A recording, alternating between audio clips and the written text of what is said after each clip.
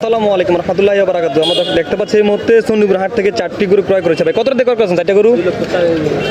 দর্শক বন্ধুরা 2,40,000 টাকা দিয়ে 4টি গরু ক্রয় করেছে হলিস্টিয়ান ফ্রিজিয়ান জাতের গরুর বাছুর। খামারের জন্য না ভাই?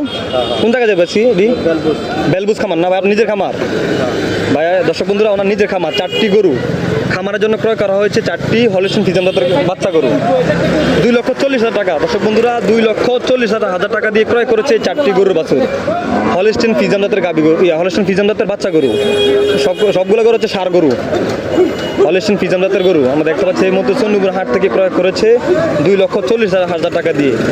দর্শক বন্ধুরা 2,40,000 টাকা দামটা কেমন হলো অবশ্যই আপনারা কিন্তু কমেন্ট বক্সে এসে কমেন্ট করে জানিয়ে দেবেন যে হচ্ছে একটা গরু, আর এই হচ্ছে একটা, আর উনি কিনছে, আর এই হচ্ছে দুইটা গরু, টোটাল 4টা গরু ক্রয় করেছে আজকে সন্নিপুর হাট থেকে।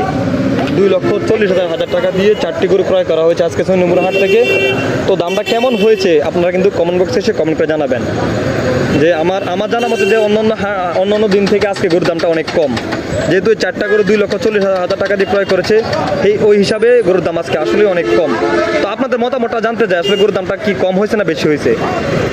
যেহেতু চারিদিকে বন্যা এবং বৃষ্টির কারণে গরুর দাম অনেক কমে গেছে, কারণ মানুষ এখন সচরাচর গরু ক্রয় করে না। দেখতে পাচ্ছেন আপনারা দর্শক, 4টি গরু 2,40,000 টাকা। কুমিল্লা জেলা বরুড়া উপজেলা সন্নিপুর হাট থেকে ক্রয় করা হয়েছে, লালমাই সংলগ্ন। প্রতি রোববারে হাটটি বসে থাকে।